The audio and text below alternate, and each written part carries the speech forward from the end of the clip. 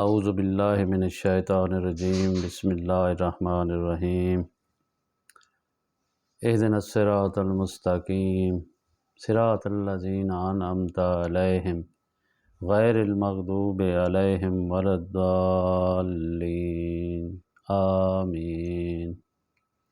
اللہم صلی علی محمد وعلی آل محمد کما صلیت علی ابراہیم وعلی آل ابراہیم انک حمید مجید۔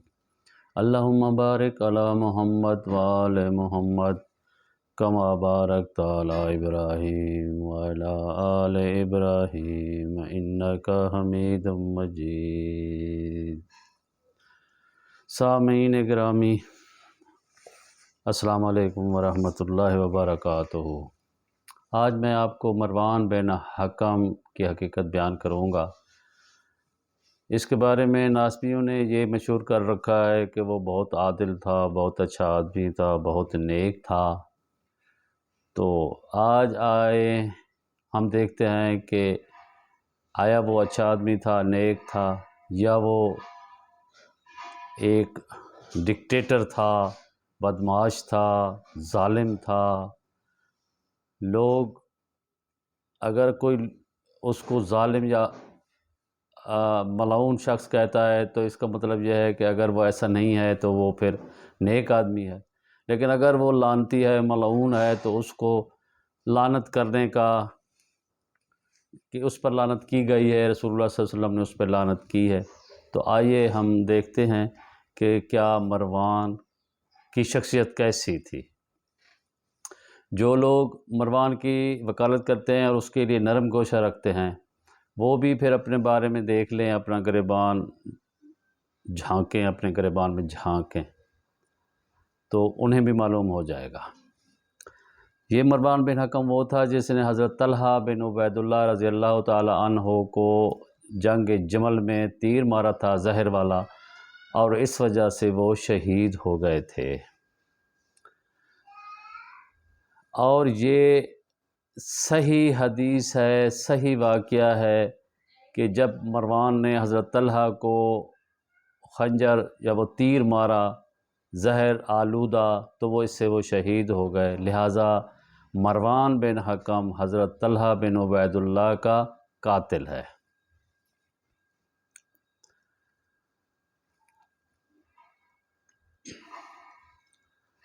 امام ذہبی نے اپنی کتاب سیر الاعلام والنبلاء میں یہ لکھا ہے کہ مروان کی ہلاکت کے بہت سارے قصے ہیں، مگر ہم اتنا جانتے ہیں کہ اس نے جنگ جمل میں حضرت طلحہ بن عبید اللہ کو تیر مارا تھا، جس سے کہ وہ حضرت طلحہ بن عبید اللہ شہید ہو گئے تھے۔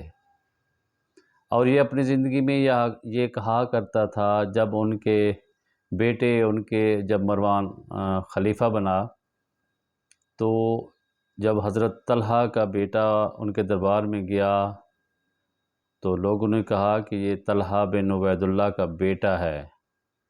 تو اس نے کہا ابھی ہم نے ان کو کیا کرنا ہے، ہم نے ان کے باپ سے عثمان بن عفان رضی اللہ تعالی عنہ کی شہادت کا بدلہ لے لیا ہے، لہٰذا یہ ابھی اس سے بری ذمہ ہیں۔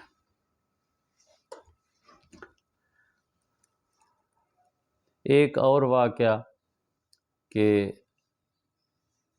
علامہ ابن عبد البر رحمہ اللہ، وہ اپنی کتاب الاستیاب فی معرفت اصحاب میں لکھتے ہیں کہ حضرت طلحہ کا قاتل مروان ہی ہے، اس نے ہی خنجر مار کے انہیں شہید کیا تھا۔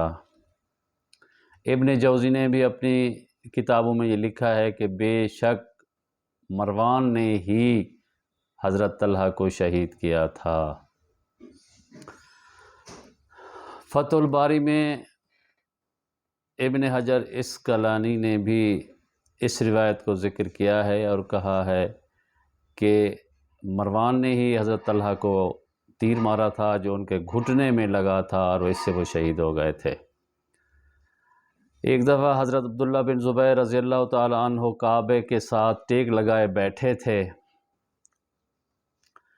اور وہ فرما رہے تھے کہ بے شک رسول اللہ صلی اللہ علیہ وآلہ وسلم نے فرمایا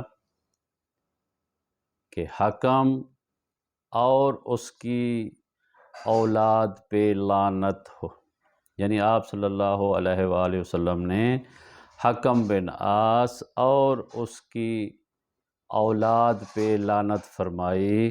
یہ حدیث صحیح ہے۔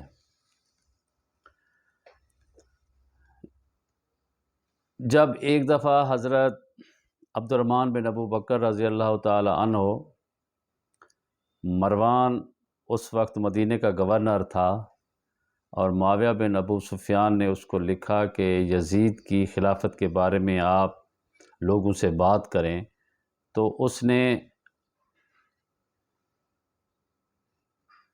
ایک دربار منعقد کیا اور اس میں بڑے بڑے صلحاء نیک صحابہ کرام کو بلایا۔ اللہ کی حمد و ثنا کے بعد اس نے کہا کہ امیر المومنین یہ چاہتے ہیں کہ ان کے بعد جس طرح آج کل حالات ہیں، لوگوں میں انتشار ہے، کہ ان کی موت کے بعد یہ انتشار ختم ہو جائے اور لوگ ایک ہی خلیفہ پہ جمع ہو جائیں، تو یہ معاویہ بن ابو سفیان چاہتے ہیں۔ تو لوگوں نے کہا یہ تو اچھی بات ہے، اگر وہ یہ چاہتے ہیں کہ ان کے وفات کے بعد لوگ متفق ہو جائیں، یہ اختلافات ختم ہو جائیں، تو یہ بہتری کی طرف ہے۔ پھر اس طرح بات کرتے کرتے پھر اس نے یزید بن معاویہ کا ذکر کیا اور کہا کہ امیر المومنین معاویہ بن ابو سفیان یہ چاہتے ہیں کہ میرے بعد میرا بیٹا یزید بن معاویہ خلیفہ نامزد ہو۔ تو لوگوں کو تو سانپ سونگھ گیا، خاموش ہو گئے۔ عبداللہ بن عمر بھی وہیں تھے، اور بھی بہت سارے نیک آدمی تھے، لیکن عبد الرحمن بن ابی بکر رضی اللہ تعالی عنہ کھڑے ہوئے اور کہا مروان، یہ جو کچھ تو کہہ رہا ہے یہ درست نہیں ہے۔ مروان نے کہا نہیں، وہ ابو بکر نے بھی تو عمر کو خلیفہ نامزد کیا تھا، تو اس لیے معاویہ بھی اپنے بیٹے کو خلیفہ نامزد کر رہے ہیں۔ تو عبد الرحمن بن ابی بکر گویا ہوئے، اس نے کہا کہ تمہارا یہ طاغوت، یہ کیسر و کسریٰ کی طرح حکومت بنانے والا تمہارا امیر المومنین یہ غلط کہہ رہا ہے۔ ابو بکر نے عمر کو خلیفہ نامزد ضرور کیا تھا، لیکن کیا حضرت ابو بکر کا بیٹا تھا حضرت عمر؟ تمہارا امیر المومنین تو اپنے بعد اپنے بیٹے کو نامزد کر رہا ہے کہ ایک موروثی حکومت قائم ہو جائے۔ کیا حضرت ابو بکر نے ایسے کیا تھا؟ اس نے کہا یہ تمہارا امیر المومنین بھی جھوٹا ہے اور تم بھی جھوٹ کہہ رہے ہو۔ تو اس پر مروان بن حکم بہت غصے ہوا اور حکم دیا کہ اس کو پکڑو، لیکن وہ بھاگ کر ام المومنین عائشہ صدیقہ رضی اللہ تعالیٰ عنہ کے کمرے میں بھاگ کر چھپ گئے۔ یہ پیچھے بھاگتا گیا، لیکن وہ ام المومنین کے گھر میں داخل تو نہیں ہو سکتا تھا، باہر سے کھڑے ہو کر بکواس کرتا رہا۔ تو اندر سے ام المومنین حضرت عائشہ رضی اللہ تعالی عنہ نے کہا اے مروان، چپ ہو جا، خاموش ہو جا، تم وہ شخص ہو کہ تمہارے باپ پہ اور تم پہ جب تک کہ تو اس کی صلب میں تھا تم اس لعنت کا ٹکڑا ہو۔ حضور پاک صلی اللہ علیہ وسلم نے اپنی زبان اقدس سے فرمایا تھا کہ حکم اور اس کی اولاد پہ لعنت، لہٰذا تم بھی اسی لعنت کا حصہ ہو۔ شرمندہ ہو کر واپس آ گیا۔ تو یہ وہ مروان ہے کہ یہ شخص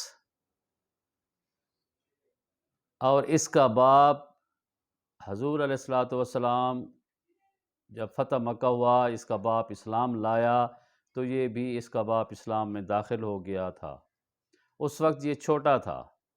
مدینے میں آئے تو آپ صلی اللہ علیہ وآلہ وسلم کے خلاف یہ اس کا باپ حکم بہت غلط باتیں کیا کرتا تھا، اور اسی وجہ سے آپ علیہ الصلوۃ والسلام نے اس کو جلا وطن کر دیا۔ آپ رحمت للعالمین تھے، کیا اتنی چھوٹی سی بات پہ آپ نے اس کو جلا وطن کر دیا؟ نہیں، اس کے باپ کا اتنا بڑا قصور تھا، اتنا بڑا جرم تھا، جس کی وجہ سے آپ نے صلی اللہ علیہ وآلہ وسلم نے اس کے باپ کو، اور یہ بھی اس وقت ساتھ تھا، اس کو جلا وطن کر دیا طائف میں۔ اس کا باپ کیا کرتا تھا؟ وہ آپ صلی اللہ علیہ وآلہ وسلم کی نقلیں اتارا کرتا تھا۔ جب آپ چلتے تھے تو وہ پیچھے پیچھے چلتا تھا اور وہ نقلیں اتارا کرتا تھا کہ آپ صلی اللہ علیہ وسلم اس طرح چلتے ہیں، اس طرح چلتے ہیں، کبھی ٹانگ کو وہ ٹیڑھا کرتا، کبھی ہاتھ کو ٹیڑھا کرتا، کبھی منہ کو ٹیڑھا کرتا۔ تو ایک دفعہ اچانک آپ صلی اللہ علیہ وآلہ وسلم نے مڑ کے دیکھا تو وہ شخص حکم بن عاص، مروان کا باپ، یہ حرکتیں کر رہا تھا۔ جب آپ نے دیکھا تو آپ نے کہا اسی طرح ہو جا، اور پھر وہ اسی طرح ہو گیا، اس کا منہ ٹیڑھا ہو گیا، ہاتھ ٹیڑھے ہو گئے، اور اس کا بدن میں لرزہ طاری ہو گیا۔ تو اس طرح اس وجہ سے، اور ایک دوسری وجہ یہ بھی بتائی جاتی ہے کہ یہ وہ لعین شخص تھا، جب آپ صلی اللہ علیہ وآلہ وسلم اپنی کسی بیوی کے حجرہ میں جاتے تو یہ تانک جھانک کرتا تھا، بہت کمینہ شخص تھا، خیط الباطل، بہت برا شخص تھا۔ تو اس لیے آپ صلی اللہ علیہ وسلم نے اس کو جلا وطن کر دیا، اور پھر یہ جلا وطنی کی زندگی گزارتے گزارتے ادھر طائف میں رہا۔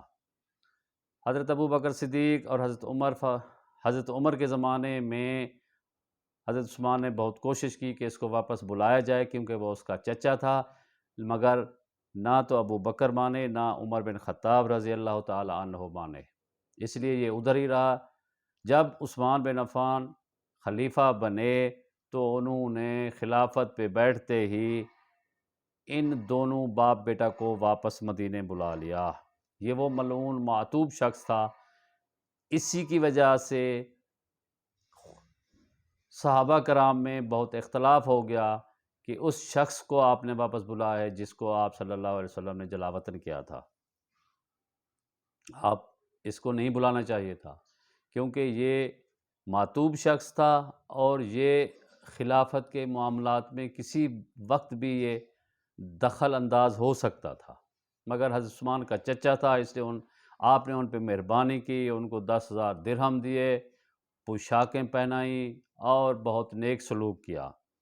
جب یہ اس کا بیٹا جوان ہوا تو اپنی بیٹی ان کے ساتھ بیاہ دی، گویا وہ آپ کا داماد ہو گیا، اور پھر آپ حضرت عثمان رضی اللہ تعالی عنہ نے ان پہ وہ عنایات کی کہ اللہ پناہ۔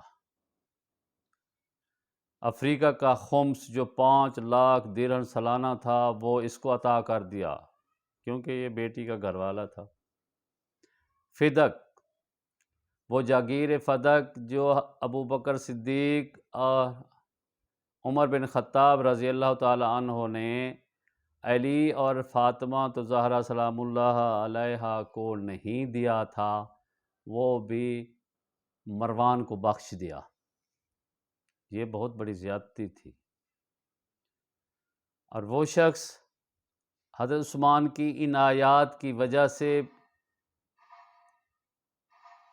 اتنی بے شمار عنایات کی کہ گویا وہ پھولا نہیں سماتا تھا۔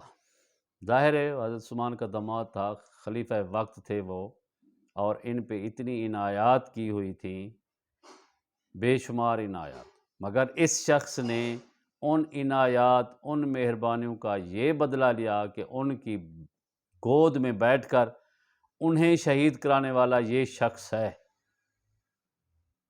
اس کی غداریوں اور اس کی بدعمالیوں کی وجہ سے لوگ حضرت عثمان کے خلاف ہو گئے۔ جب مصر سے لوگ آئے، کیونکہ اس وقت حضرت عثمان نے جو اپنے گورنر لگائے تھے وہ اتنے بدماش اور ڈاکو ٹائپ تھے کہ وہ لوگوں پہ ظلم کرتے، بے انصافیاں کرتے، ان کا مال اور جاگیریں لوٹتے، ان کی عزتیں لوٹتے، ان کو اتنے ستاتے تھے کہ لوگ تنگ آ کر حضرت عثمان کے پاس آتے اور ان کی شکایات کرتے۔ زیادہ تر تو آپ ان کو واپس کر دیتے، مگر کبھی کبھار آپ ان کی بات مانتے۔ آپ ان کے ساتھ وعدہ کرتے کہ میں ان کو سمجھاؤں گا، ان کو بتاؤں گا، مگر یہ شخص مروان بن حکم لعنت اللہ علیہ اپنے احکام جاری کرتا، حضرت عثمان کا نام لے کر ان کی مہر استعمال کر کے جعلی خط لکھ کے لوگوں کو مرواتا تھا۔ جب مصر کا ایک وفد آیا تو انہوں نے بہت سخت احتجاج کیا، جس میں بڑے بڑے صحابہ کرام مدینے کے وہ بھی شامل تھے ان کے احتجاج میں۔ تو حضرت عثمان کے پاس گئے اور ان کو کہا کہ خدا کے لیے ان بدماشوں سے ہماری جان چھڑائیں، ہمارے ساتھ بہت ظلم ہو رہا ہے۔ تو حضرت عثمان نے وعدہ کیا اور ایک خط لکھ کر دیا کہ عبداللہ بن سعد بن ابی سراح کو مصر سے معزول کر کے ان کی جگہ محمد بن ابی بکر رضی اللہ تعالی عنہ کو گورنر مقرر کیا جائے۔ آپ نے وہ خط دیا، محمد بن ابی بکر روانہ ہوئے اور وہ مصری وفد جو آیا ہوا تھا وہ بھی ان کے ساتھ روانہ ہوا۔ راستے میں ایک مقام پہ وہ پڑاؤ ڈالا ہوا تھا انہوں نے، تو کیا دیکھتے ہیں اچانک ایک اونٹنی سوار ہے، اس پہ ایک کالے رنگ کا غلام ہے، اور وہ اجنبی راستوں سے، ایک تو راستہ ہوتا تھا نا جس پہ لوگ جاتے تھے، لیکن وہ ایک اجنبی راستے سے جا رہا ہے۔ جب اس محمد بن ابی بکر اور اس کے ساتھیوں نے دیکھا تو انہوں نے اس کو پکڑا اور پوچھا کہ بھائی تم کہاں جا رہے ہو؟ اس نے کہا مصر جا رہا ہوں۔ کہاں سے آ رہے ہو؟ مدینے سے آ رہا ہوں۔ کس نے بھیجا ہے؟ کہ جی میں عثمان کا غلام ہوں، اور یہ اونٹنی کس کی ہے؟ انہوں نے کہا جی اونٹنی بھی انہی کی ہے۔ تو اس نے کہا تمہارے پاس اور کوئی سامان؟ اس نے کہا جی میرے پاس کوئی سامان نہیں ہے۔ مگر ان کو شک پڑ گیا، انہوں نے ان کی تلاشی لی تو پانی کے مشکیزے میں ایک خط نکلا، اور اس میں لکھا ہوا تھا کہ محمد بن ابی بکر کو آتے ہی قتل کر ڈالو، اور یہ جو لوگ اس کے ساتھ ہیں ان کے ہاتھ پاؤں کاٹ کر سولی پہ چڑھا دو۔ اور نیچے خلیفہ وقت عثمان بن عفان کی مہر لگی تھی۔ تو انہیں تو بہت غصہ آیا کہ ہمارے ساتھ یہ وعدہ کیا ہے اور یہ خط پیچھے دے کر روانہ کر دیا ہے، تو یہ بہت زیادتی کی بات ہے۔ تو وہ لہٰذا اس غلام کو پکڑ کر، اور وہ پورے کا پورا وفد واپس آ گیا، اور انہوں نے آ کر حضرت علی سے شکایت کی اور بہت سارے صحابہ کو بتایا، حضرت عثمان کا گھراؤ کر لیا، انہوں نے کہا کہ یہ حالت ہے۔ تو حضرت عثمان نیک آدمی تھے، انہوں نے کہا کہ بھائی میں نے یہ خط نہیں لکھا، ہاں مہر میری ہے، اونٹنی میری ہے، غلام بھی میرا ہے، لیکن یہ خط میں نے نہیں لکھا۔ تو پتہ چلا کہ یہ خط کس نے لکھا ہے، تو پتہ چلا کہ وہ سیکٹری جو ہے، جو مروان بن حکم ملعون ہے، اس نے یہ ساری کارروائی کی ہے۔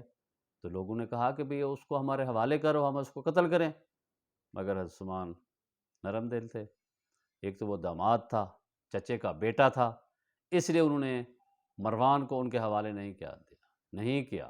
اگر وہ اس وقت مروان کو حوالے کر دیتے تو یہ بہت بہتر تھا۔ اسی وجہ سے لوگ عثمان بن عفان رضی اللہ تعالیٰ عنہ کے خلاف ہو گئے۔ انہوں نے کہا یہ کاروائیاں کرتا ہے اور آپ اس پہ پردہ ڈالتے ہیں۔ تو یہ بندہ عثمان بن عفان رضی اللہ تعالیٰ عنہ کی گود میں بیٹھ کر انہی کی پیٹھ میں اس نے چھرا گھونپا، اور جتنی کارستانیاں تھیں اسی کی وجہ سے تھی۔ باقی گورنر بھی ساتھ ملے ہوئے تھے، ان سارے گورنروں کی پالیسی یہی تھی کہ عثمان بن عفان کو بدنام کر کے انہیں قتل کرا دیا جائے، اور پھر اس کے خون کا دعویٰ لے کر اٹھا جائے اور اس حکومت پہ، اس خلافت پہ قبضہ کر لیا جائے۔ یہ معاویہ بن ابو سفیان، ولید بن عقبہ، مروان بن حکم، عبداللہ بن سعد بن ابی سراح اور جتنے سارے گورنر تھے، سب کی یہی پالیسی تھی، اور وہ سب یہی چاہتے تھے۔ بڑے بڑے صحابہ کرام نے عثمان بن عفان رضی اللہ تعالیٰ عنہ کو سمجھایا کہ آپ ان لوگوں کو تبدیل کر دیں، آپ وہ گورنر لگائیں جو اصحاب رسول میں سے ہیں، اور اس وقت بہت سے اصحاب رسول زندہ تھے، مگر حضرت عثمان کی یہ نرم پالیسیاں انہی کو لے کر ڈوبی، اور لوگوں میں ان کے خلاف اتنا بڑا غصہ ہوا، وہ لوگ اتنے غصے ہوئے کہ انہوں نے آ کر آپ کا گھیراؤ کر لیا، اور یہ وہ شخص ہے، ملعون شخص ہے، جس پر اللہ کے رسول صلی اللہ علیہ وآلہ وسلم نے لعنت فرمائی ہے، اور اس کے باپ پہ لعنت فرمائی ہے۔ اس اس پہ اگر جو لوگ اس کو سیدنا رضی اللہ عنہ اور فلاں فلاں کہتے ہیں، ان کو بھی سوچنا چاہیے کہ کیا یہ شخص اس قابل ہے کہ ہم اس کو سیدنا اور رضی اللہ عنہ کہیں؟ بھئی سیدنا رضی اللہ عنہ تو وہ لوگ ہیں جنہوں نے رسول صلی اللہ علیہ وسلم کی صحبت اٹھائی ہے، نیک کام کیے ہیں، لوگوں کے ساتھ ظلم نہیں کیا۔ یہ ڈکٹیٹر، یہ بدمعاش قسم کے گورنر اس طرح کے حضرت عثمان نے لگائے تھے، اور اسی کا رد عمل تھا عوام میں، جس کی وجہ سے عثمان بن عفان رضی اللہ تعالیٰ عنہ شہید کر دیے گئے۔ تو ان لوگوں کو سوچنا چاہیے جو مروان اور اس کے باپ اور ایسے ایسے لوگوں کی تعریفیں کرتے ہیں، کتابوں میں لکھتے ہیں سیدنا مروان بن حکم رضی اللہ عنہ، اور حد تو یہ ہے کہ امام بخاری جیسے محدث نے بھی مروان بن حکم لعنت اللہ علیہ سے بھی حدیثیں لی ہیں۔ اب یہ شخص اس قابل ہے کہ اس سے حدیث لی جائے؟ یار اس کا تو مطلب یہ ہے کہ پھر امام بخاری بھی ناسبی تھے۔ جو دشمن ہے وہ جو صبح شام جمعے کے خطبے میں منبر رسول پہ بیٹھ کر مدینے میں امیر المومنین علی علیہ السلام کو گالیاں نکالتا تھا، امام حسن علیہ السلام، امام حسین علیہ السلام اپنے کانوں سے یہ سنتے تھے، اس شخص کو، اس معتوب شخص کو، ایسے شخص سے روایتیں لی جائے، اور کو سارے مر گئے تھے۔ بڑے افسوس کی بات ہے، بخاری جیسے محدث کو ایسا نہیں کرنا چاہیے تھا۔ اس پر بہت سارے لوگوں نے اعتراض کیا ہے کہ ایسے معتوب شخص سے حدیثیں لی جائیں جو اعلان منبر رسول پہ بیٹھ کر علی علیہ السلام کو گالیاں نکالتا تھا، اور ایک دفعہ جمعہ کا خطبہ عید کے خطبے کے لیے جب لوگ مسجد میں اکٹھے ہوئے تو یہ آگے بڑھا، اور منبر، اس کے لیے ممبر بنوایا گیا، ممبر اس نے لگوایا، اور اس پہ جا کے بیٹھ گیا۔ تو ابو سعید خدری نے کہا مروان پہلے نماز پڑھاؤ پھر خطبے کے لیے بیٹھنا۔ تو یہ لائن کہتا ہے کہ وہ سنتیں بدل گئیں، ختم ہو گئیں، اب دور بدل گیا ہے۔ تو ایسے شخص کو سیدنا اور رضی اللہ عنہ اور اس سے حدیث لینی، اور پھر وہ بھی بخاری میں، بخاری جیسے محدث کو، تو یہ سوچنے کا مقام ہے۔ تو جو لوگ اس طرح اس کے بارے میں نیک، عادل، بڑا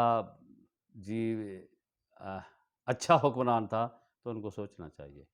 اگر ان کے دل میں یہ بات ہے تو اس کا مطلب ہے کہ وہ لوگ ناسبی ہیں، وہ دشمن علی اور آل علی کے دشمن کو اگر کوئی دوست سمجھتا ہے، اس کو نیک سمجھتا ہے، تو اس کا مطلب یہ ہے کہ وہ خود دشمن ہے، اس کے اندر وہ ناسبیت کے جراثیم ہیں جو مچلتے رہتے ہیں۔ اس لیے خدا کے لیے ایسے لوگوں سے کنارہ کش رہیں، ان کو نیک، عادل نہ کہیں، یہ لوگ اس قابل نہیں تھے۔ اگر آپ کتابیں پڑھتے ہیں، حدیث کی کتابیں پڑھتے ہیں، تاریخ کی کتابیں پڑھتے ہیں، تو ان میں تو یہ حالات جو حقیقت ہے وہ درج ہیں۔ ہاں، سنی سنائی سینہ بسینہ والے علم والے جو لوگ ہیں وہ بے شک اس کو جو مرضی کہیں، کہتے رہیں، مگر ہم اس سے بری ہیں، ہم اس پہ لعنت بھیجتے ہیں، لعنت اللہ علیہ۔ اللہ تعالی ہم سب کو توفیق دے اور صحیح راستے پہ چلنے کی توفیق عطا فرمائے۔ وما علینا الا البلاغ۔